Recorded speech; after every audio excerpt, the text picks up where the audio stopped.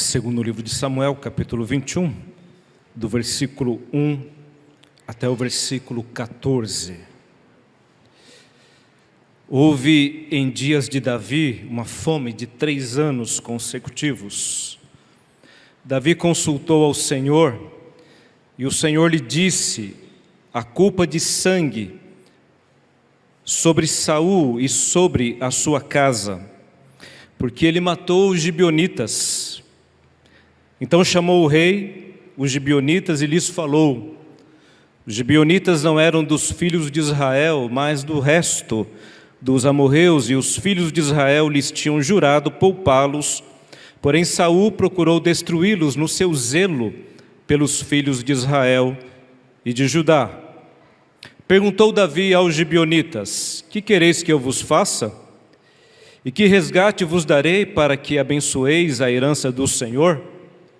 Então os gibeonitas lhe disseram: não é por prata, nem por ouro que temos questão com Saul e com a sua casa, nem tampouco pretendemos matar pessoa alguma em Israel. Disse Davi: que é, pois, que quereis que vos faça? Responderam ao rei: quanto ao homem que nos destruiu e procurou que fôssemos assolados, sem que pudéssemos subsistir em limite algum de Israel, de seus filhos se nos deem 7 homens, para que os enforquemos ao Senhor, em Gibeá de Saul, o eleito do Senhor. Disse o rei Davi: eu os darei. Porém o rei poupou Mefibosete, filho de Jonatas, filho de Saul, por causa do juramento ao Senhor que entre eles houvera entre Davi e Jonatas, filho de Saul. Porém tomou o rei os 2 filhos de Rispa, filha de Aiá, que tinha tido de Saul, a saber, a Armone e a Mefibosete, como também os 5 filhos de Merabe, filha de Saul, que tivera de Adriel, filho de Barzilai, Meolatita, e os entregou nas mãos dos gibeonitas, os quais os enforcaram no monte perante o Senhor. Caíram 7 juntamente. Foram mortos nos dias da ceifa, nos primeiros dias, no princípio da ceifa da cevada. Então Rispa, filha de Aiá, tomou um pano de saco e o estendeu para si sobre uma penha, desde o princípio da ceifa até que sobre eles caiu água do céu. E não deixou que as aves do céu se aproximassem deles de dia, nem os animais do campo de noite. Foi dito a Davi o que fizera Rispa, filha de Aiá, e concubina de Saul. Então foi Davi, e tomou os ossos de Saul, e os ossos de Jonatas, seu filho, dos moradores de Jabes de Gileade, os quais os furtaram da praça de Bet-seá, onde os filisteus os tinham pendurado no dia em que feriram Saul em Gilboa. Dali transportou os ossos de Saul e os ossos de Jonatas, seu filho, e ajuntaram também os ossos dos enforcados. Enterraram os ossos de Saul e de Jonatas, seu filho, na terra de Benjamim, em Zelá, na sepultura de Quis, seu pai. Fizeram tudo o que o rei ordenara. Depois disto, Deus se tornou favorável para com a terra. Amém? Meus irmãos, nos últimos domingos eu tenho falado a respeito desta história. História que tem o contexto lá em Josué, 300, 400 anos atrás.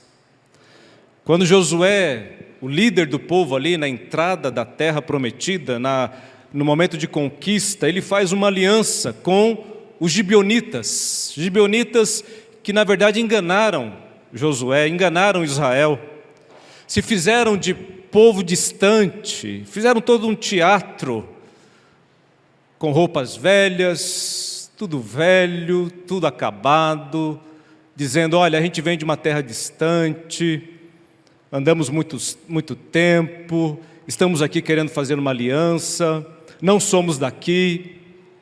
Josué faz uma aliança com eles. Estudamos isso há 2 domingos atrás. Aliança feita, aliança tem que ser cumprida, mesmo que depois Josué tenha descoberto que era mentira, que eles eram dali mesmo, moravam ali pertinho, mas a aliança de paz que fora feita agora deveria ser cumprida. E meus irmãos, a história então nos conta que, passado o tempo, já agora com Saul, vem o período dos juízes, e agora chega o período dos reis. Saul é o primeiro rei de Israel, e no seu zelo, ele tinha zelo. Saul teve altos e baixos. Nos seus momentos de zelo pelo Senhor, zelo pela aliança, ele entende que deveria eliminar os gibeonitas, porque os gibeonitas não eram parte de Israel, porque os gibeonitas não adoravam o Deus de Israel, o Deus verdadeiro, estavam ali no meio do povo, mas não eram do povo. Então Saul, de maneira insana, não olhando para trás, não entendendo o que havia sido feito lá atrás, desrespeitando tudo, simplesmente pelo seu zelo. E eu falei isso no domingo passado, talvez aquilo que Paulo, no Novo Testamento, fala a respeito de zelo sem entendimento. Zelo sem entendimento é fanatismo, é loucura. Foi o que Saul fez. Ele derrama sangue dos gibeonitas.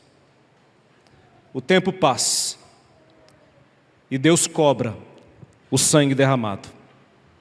Davi, meus irmãos, nesta história, ele está no seu reino, passando por uma fome de 3 anos consecutivos, e ele não sabe o porquê está acontecendo aquilo. Ele consulta ao Senhor. O Senhor responde: é porque foi quebrada a aliança com os gibeonitas, a culpa sobre a casa de Saul. Davi vai até os gibeonitas para reparar o que aconteceu. Pergunta para eles: o que eu faço? O que vocês querem? Os gibeonitas, meus irmãos, eles dizem assim: nós não queremos que ninguém morra. A culpa é de Saul, é da casa de Saul, portanto que seja dada de Saul e da casa deles 7 homens, para que sejam sacrificados ao Senhor. 7 homens, por que 7, não 10? Porque 7, não 20? 7 é um número de perfeição, um número completo, a ideia de algo pleno. A vingança, a justiça estaria plena daqueles 7 homens mortos. E por que homens, não mulheres? Velho Testamento, muito claro, desde Gênesis, o homem é o cabeça. Cabeça da aliança é o homem. Aliás, o homem assume o bônus e o ônus também. São homens que vão morrer. São 7 filhos da casa de Saul que precisam ser sacrificados. E no domingo passado nós vimos isso. Nos 2 sermões anteriores nós paramos exatamente aqui, quando então os gibeonitas tomam estes 7 homens, os enforcam. E agora a história continua, e nesse terceiro e último sermão desta série, meus irmãos, eu quero falar sobre o final desta história. Ela tem mais um capítulo dramático. A história não acabou aqui. Não acabou com o enforcamento daqueles homens. Agora entra no cenário uma mulher. Talvez você não conheça esta mulher. Talvez você não tenha ouvido falar dela. Aqueles que estiveram aqui há pouco tempo, no encontro de pais, ouviram, porque houve uma pregação aqui. A Marta trouxe uma pregação sobre Rispa. Mas muitos talvez não se lembrem ou não conheçam quem foi Rispa. Quem é essa mulher? Rispa, filha de Aiá, concubina de Saul. Ela teve 2 filhos mortos. Entre os 7, 2 eram filhos dela, Armone e Mefibosete. Esse Mefibosete, como eu já expliquei também na semana passada, não é aquele que Davi poupou, era outro. Esse daqui tem o mesmo nome, mas é um outro filho de Saul, ou da casa de Saul. Rispa, O nome dela significa carvão ou pedra quente, pedra brilhante. É um desses personagens que nós conhecemos pouco ou não conhecemos. Fala-se pouco. Esses poucos versículos aqui nós temos um pouco da história desta mulher. Mas, meus irmãos, ela tem algo a nos ensinar nesta noite. Eu quero compartilhar com vocês então algumas lições baseadas na atitude desta mulher, chamada Rispa. O que a história dela nos ensina? O versículo 9 e o versículo 10 diz assim: e os entregou nas mãos dos gibeonitas, os quais os enforcaram no monte perante o Senhor. Caíram os 7 juntamente. Foram mortos nos dias da ceifa, nos primeiros dias, no princípio da ceifa da cevada. Então Rispa, filha de Aiá, tomou um pano de saco e o estendeu para si sobre uma penha, desde o princípio da ceifa até que sobre eles caiu água do céu, e não deixou que as aves do céu se aproximassem deles de dia, nem os animais do campo de noite. Você parou para perceber o que aconteceu aqui? Ou o que está acontecendo? Aqueles 7 corpos que foram enforcados ali, naquele monte, ali ficaram, não foram sepultados. E Rispa, que tem 2 filhos ali, ela vai até aquele lugar, e o texto diz o que ela faz. Meus irmãos, Rispa sabia que os filhos dela eram culpados. Ela não está aqui reclamando, contestando. A atitude dela, em primeiro lugar, é uma atitude que nos mostra, meus irmãos, uma história de amor incondicional. É um amor de mãe. Ela sabe que seus filhos são errados. Ela sabe que o pecado era grande da casa e da família de Saul. Ela não está encobrindo os erros daqueles filhos, mas ela é mãe. Paulo diz que em 2 Timóteo 2,15, a mulher pecou, sim, Eva pecou, mas a respeito do pecado e da mulher, Paulo diz assim: todavia será preservada através da sua missão de mãe, se ela permanecer em fé, amor e santificação, com bom senso. A maternidade é apresentada nas Escrituras, meus irmãos, como uma missão. Mãe não é apenas um nome, um título que nós damos para mulheres que têm filhos. Mãe não é um acidente de percurso na história. Mãe é uma missão. Nós temos um hino no nosso cenário que fala a respeito da mãe. Por minha boa mãe e pelo seu amor. Na terra sem igual, eu louvo-te, ó Senhor. É grande o bem que na alma tem quem pode alguém chamar de mãe. Você pode olhar para sua mãe e sentir-se feliz, abençoado, porque grande é o bem na tua vida se você tem alguém que você pode chamar de mãe.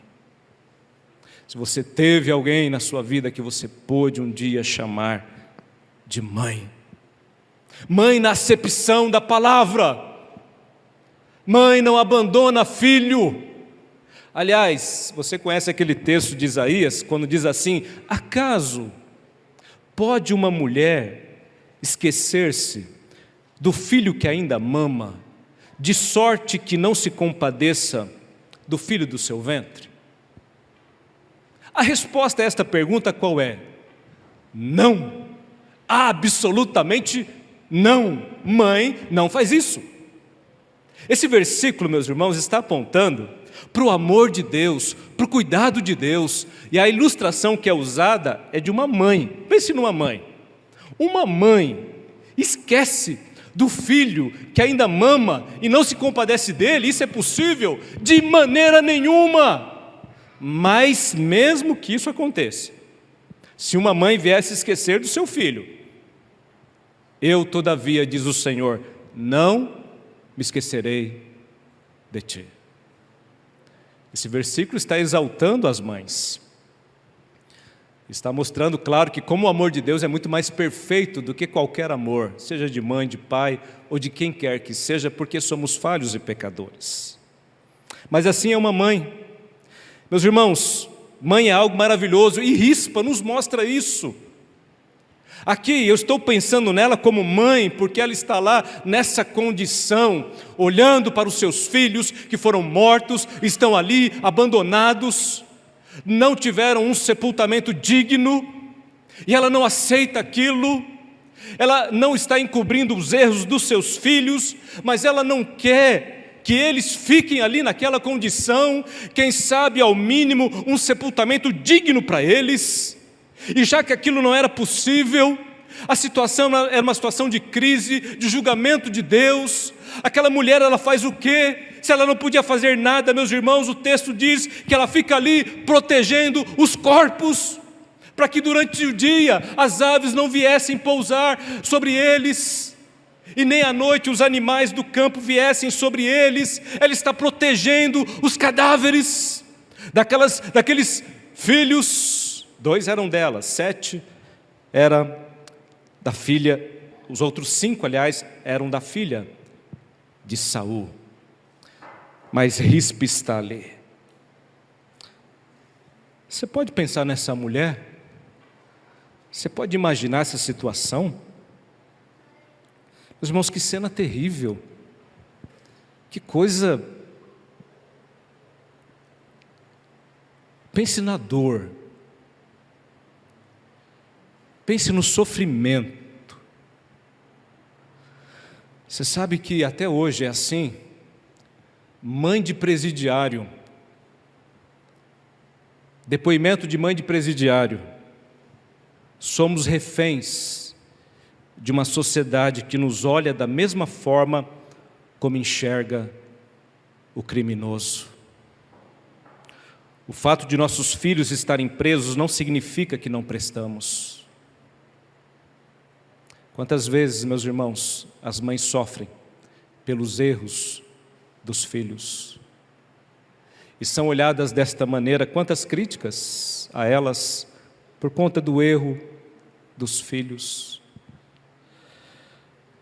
Para além de tudo isso, meus irmãos, o sofrimento de uma mãe, ainda falando das mães dos presidiários, quando vão visitá-los, porque ela não abandona e mesmo na prisão vai lá cuidar dos seus filhos. Uma diz assim: na primeira vez que entrei no presídio, achei que ia me consumir de tanta dor, de tanto chorar. Vi meu filho algemado, vi ratos no pátio, tivemos que estender a coberta em que ele dormia para colocarmos a comida em cima. A primeira coisa que fiz foi pedir perdão. Eu me senti culpada. Onde foi que errei? Por que não percebi os sinais? Em que momento meu filho pegou um atalho e soltei a sua mão? Mas ele sempre diz que a culpa não é minha, que foi uma escolha dele. Ele tem consciência do erro e sabe que precisa pagar. Uma outra mãe diz assim: quando eu recebi a notícia, achei que era engano. Ele tocava na orquestra da igreja, estudava, queria cursar engenharia elétrica. A mesma negação dessa mãe, de tantas outras, ao descobrir que um filho está preso, é um criminoso, ou quem sabe morreu. Quantas coisas está passando no coração de Rispa, nós não sabemos.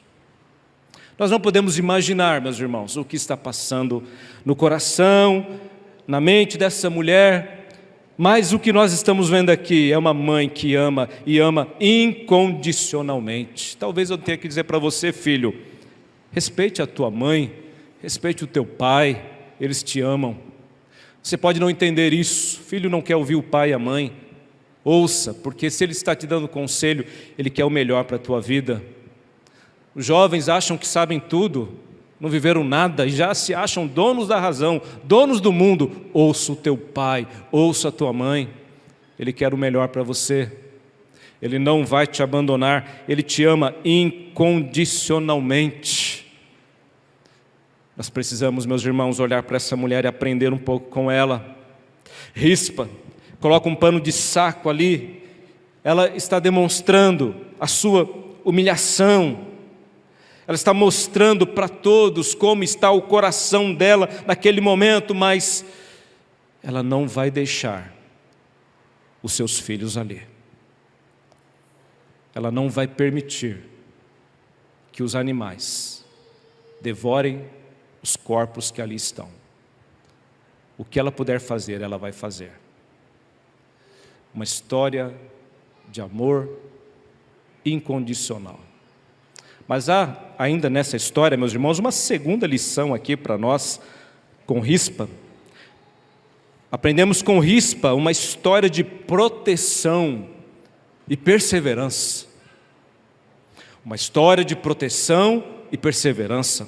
Observem, o texto diz, meus irmãos, que aqueles homens foram mortos nos primeiros dias da ceifa, no princípio da ceifa da cevada.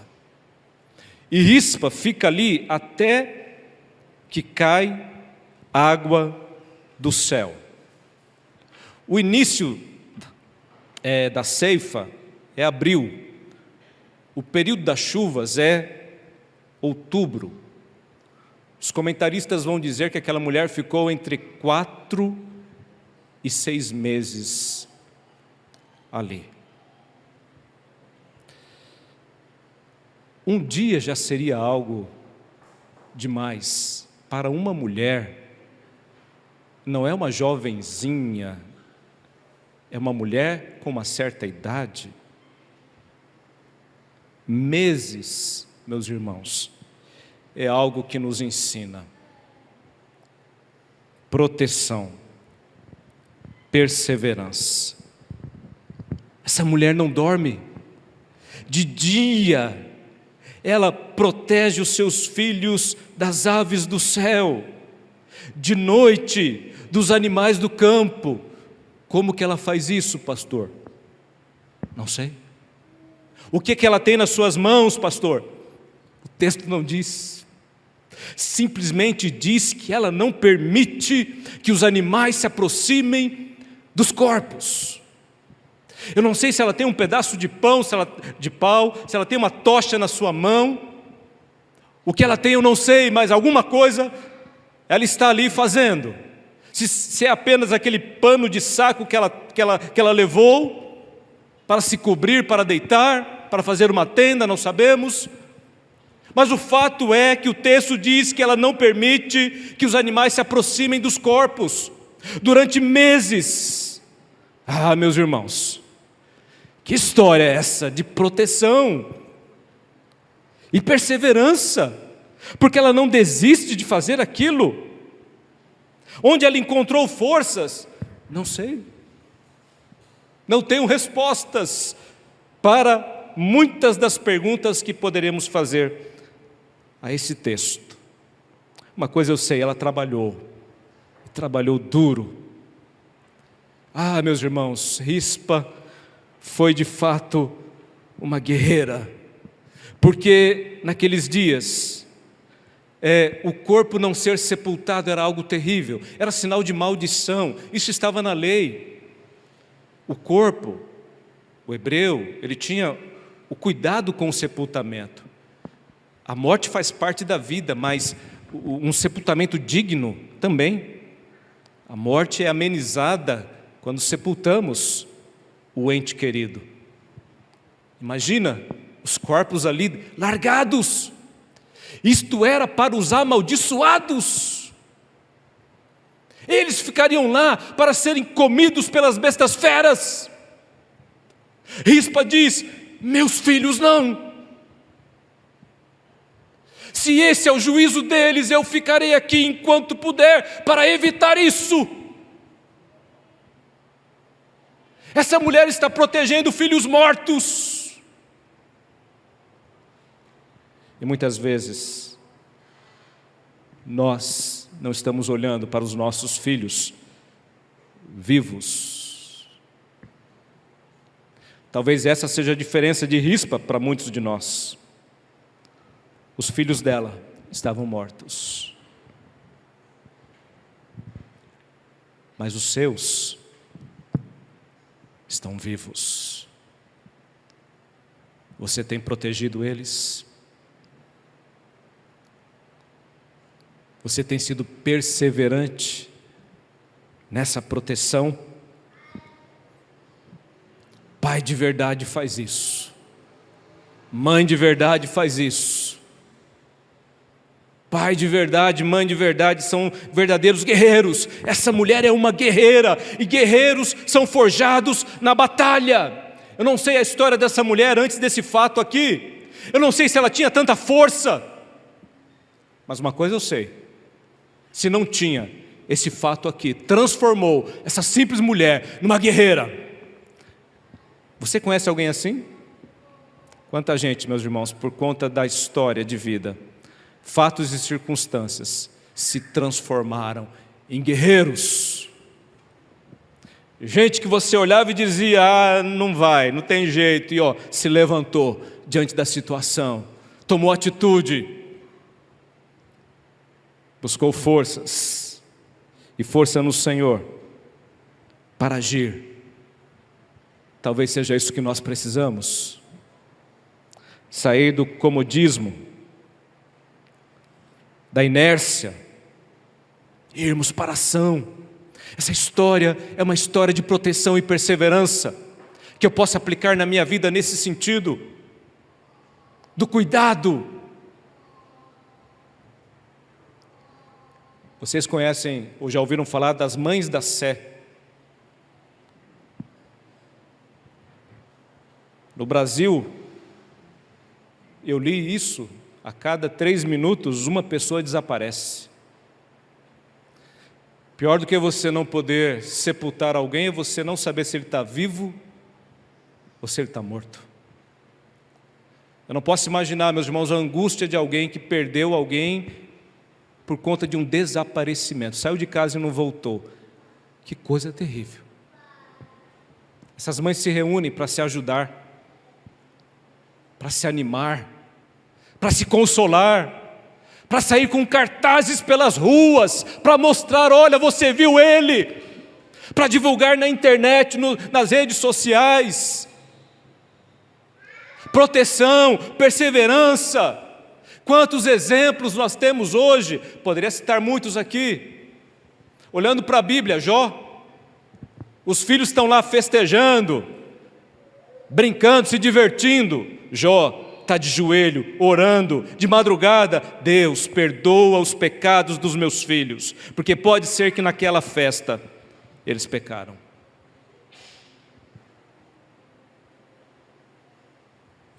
E isto ele fazia continuamente diante do Senhor. Rispa fica ali 4 meses, 5 meses, 6 meses, dia, noite.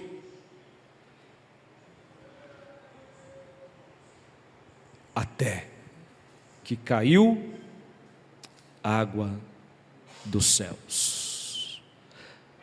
A terceira lição que eu aprendo nessa história de Rispa, meus irmãos, além de saber e aprender nesta história aqui, uma história de amor e entrega incondicional, uma história de proteção e perseverança também. Essa história é uma história de respeito e honra. Respeito e honra. Versículo 11 diz que foi dito a Davi o que fizera Rispa.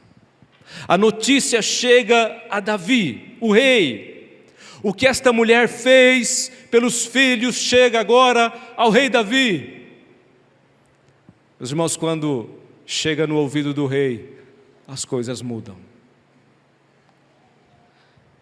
Davi, na história bíblica, é um dos tipos de Cristo. Cristo é o filho de Davi. A promessa para Davi é que o trono dele sempre teria alguém que haveria de se assentar nele. O trono não ficaria vazio.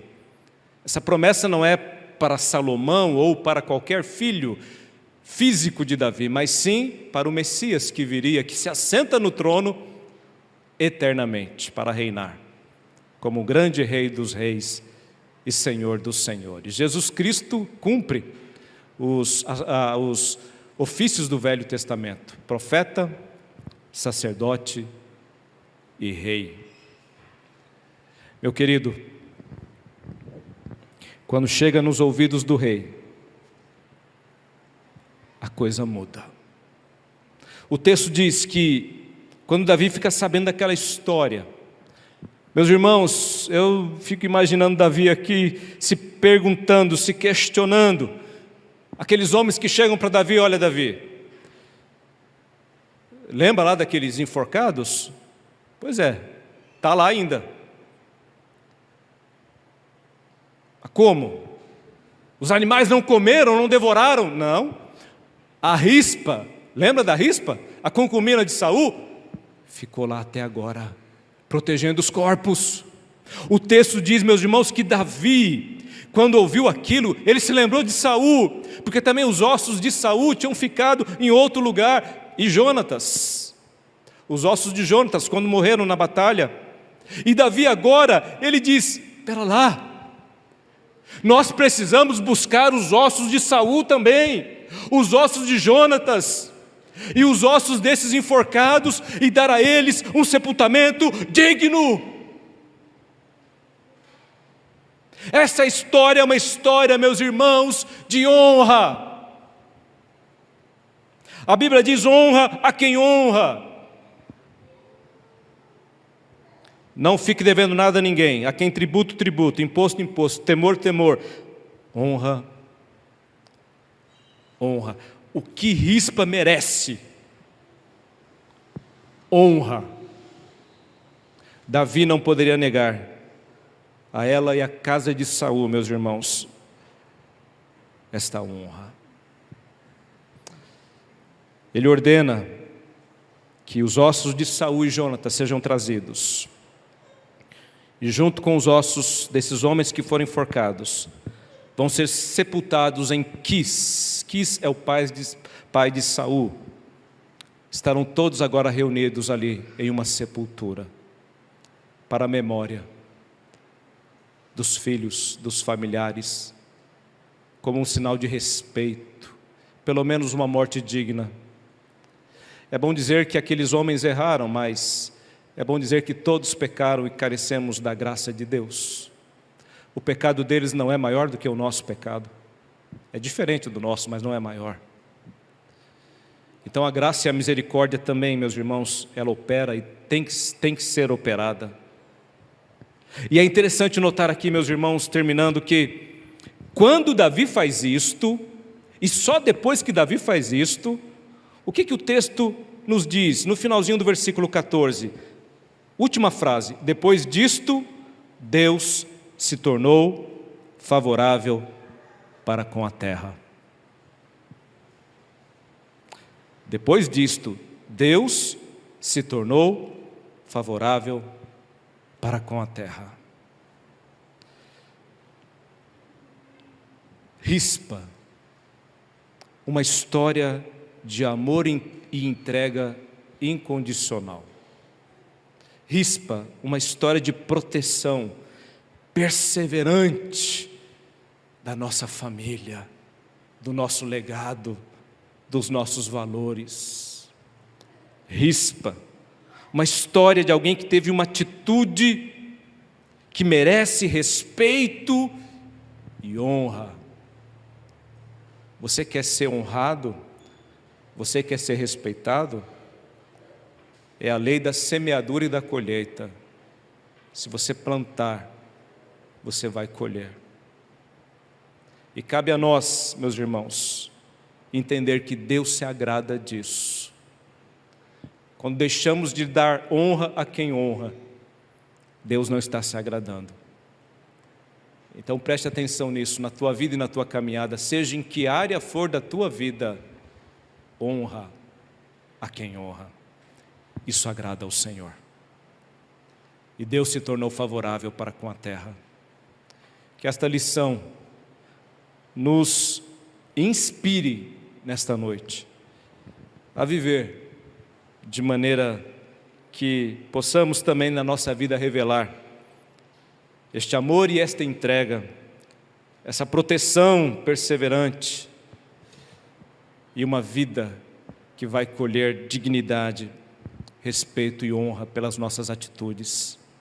Que Deus assim nos abençoe. Amém?